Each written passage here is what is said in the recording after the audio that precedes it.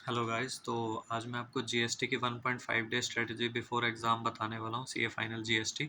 तो सबसे पहले जीएसटी के पेपर में जैसे हम डीटी का पेपर दे के आएंगे तो उसके बाद हमें कस्टम से स्टार्ट करना है, वो थोड़ा ज़्यादा बेटर रहेगा बिकॉज उसमें टॉपिक्स कम है और उस हिसाब से मतलब वेटेज अच्छी बन जाती है। आपका कम टॉपिक्स के अंदर आपका ज़्यादा मार्क्स का कवर हो जाता है। तो मेनली कस्टम्स में आपको जो सबसे पहले करना है, एक वैल्यूएशन वाला चैप्टर होता है, वो कस्टम्स में भी है और आपका वैल्यू ऑफ सप्लाई जीएसटी में भी है, तो ये आपको दोनों करना ही है। तो कस्टम्स की हम बात कर रहे हैं, सबसे पहले आपको कस्टम का वैल्यूएशन करना है।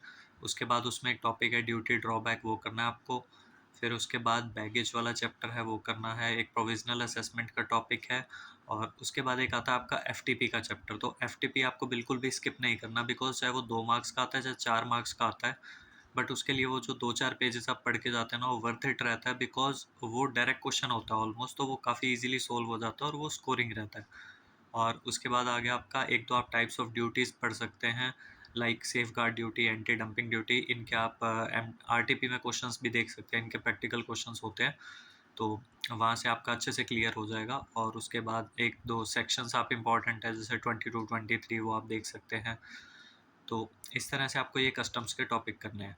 उसके बाद आ गया आपका जीएसटी। जीएसटी में आपको कैसे करना है, और हाँ, आप कस्टम से शुरुआत कीजिए, लेकिन आप बीच-बीच में अगर आपका मन करे तो आप जीएसटी के भी टॉपिक साथ में कर सकते हैं। बट हाँ, मतलब प्रेफ़रेंस ये रहेगी कि आप कस्टम के जो इम्पोर्टेंट टॉपिक्स मैंने आपको बताए हैं, ये आपको सारे करने ज़रूर हैं और ये सबसे पहले कंप्लीट करने हैं। क्योंकि कुछ ना कुछ जीएसटी में से मिस हो जाए तो चलेगा, बट कस्टम्स में से कुछ भी मिस नहीं होना चाहिए बिकॉज़ वो बहुत स्कोरिंग रहने वाला है आपके लिए। और उसके बाद हम जीएसटी के टॉपिक्स पे आ जाते हैं। तो जीएसटी में आपका हो गया सबसे पहले वैल्यू ऑफ सप्लाई। फिर आपका एक चैप्टर आ गया आईटीसी का चैप्टर। आईटीसी के चैप्टर में ऐसा होता है जैसे एक रूल 43 था, वो लास्ट टाइम अमेंड हुआ था, तो मुझे भी इतने अच्छे से समझ नहीं आया था। तो अगर एक आधा पॉइंट आपका कोई स्किप होता है तो कोई बात नहीं, एक आधे सेक्शन को आप स्किप कर सकते हैं, बट आपको बाकी पूरा चैप्टर अच्छे से करना है। उसके बाद आपका एग्जाम्पशंस का चैप्टर है। एग्जाम्पशन का ऐसा रहता है कि एक अलग से सेपरेट क्वेश्चन भी आ जाता है, तो इसलिए आपको एग्जाम्पशन का चैप्टर भी अच्छे से करना है। फिर उसके बाद आप कुछ चैप्टर्स सीक्वेंस में कर सकते हैं, जैसे कॉम्पोजिशन लेवी हो गया, आरसीएम हो गया, इनको अपना फटाफट पढ़ लें आप। और नेगेटिव लिस्ट हो गया, ये पढ़ लें। कंपोजिट मिक्स सप्लाई के कंसेप्ट्स आप पढ़ लें। फिर time of supply, place of supply, इनके क्या करें, स्टडी मैट के एक एक दो दो क्वेश्चन ज़रूर उस टाइम भी जो सॉरी, जो पेपर के 1.5 डेज रहेंगे उसमें भी आप time of supply, place of supply के एक एक दो दो क्वेश्चन ज़रूर सॉल्व करके जाएं, ताकि आपको पेपर में कोई डिफ़िकल्टी ना आए।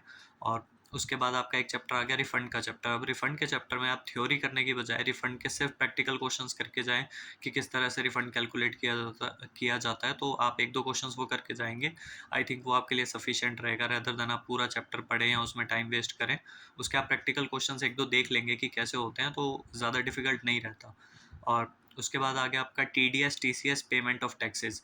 ये आपको चैप्टर ज़रूर करके जाना है क्योंकि पेपर में टीडीएस, टीसीएस का क्वेश्चन हमेशा ही आता है।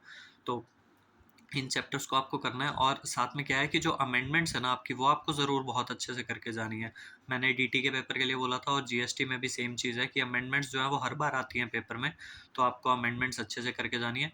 उसके बाद आपका मेनली जो बचता है वो बचता है आपका असेसमेंट वाला पार्ट आप कह सकते हैं, जिसमें आपका एक हो गया डिमांड रिकवरी, एक आपका हो गया अपील्स रिवीजन और ऑफेंसेस एंड पेनल्टीज़, ये चैप्टर हो गया आपका। और इसके अलावा असेसमेंट, ऑडिट, इंस्पेक्शन, ये छोटे छोटे चैप्टर्स हैं स्टार्टिंग जिनसे होती है आपकी असेसमेंट प्रोसीजर की।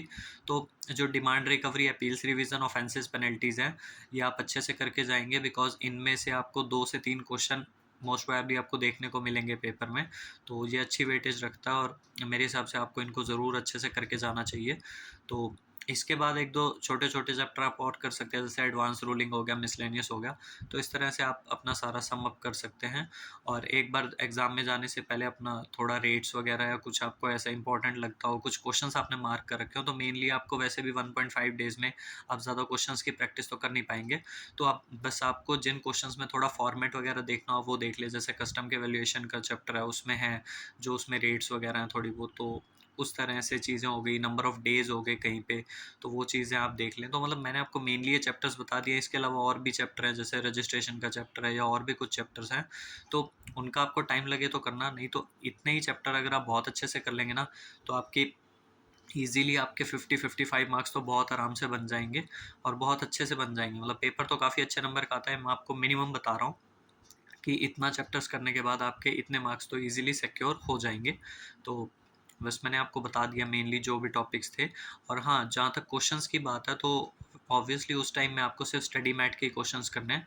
तो स्टडी मैट के जो क्वेश्चंस है आई थिंक आपने टिक कर रखे होंगे, तो आप वही इंपॉर्टेंट और सिलेक्टेड क्वेश्चंस ही कीजिएगा, बिकॉज ज़्यादा टाइम नहीं होता। तो मैं भी कैसे करता था कि मैं ऑडियोस मतलब ऑडियो हो गई या वीडियोस हो गई, तो मैं रिवीजन वीडियो सुन लेता था टीचर्स के, और साथ साथ एक दो क्वेश्चंस फटाफट देख लेता था जो मैंने मार्क कर रखे होते थे, वो भी स्टडी मैट से।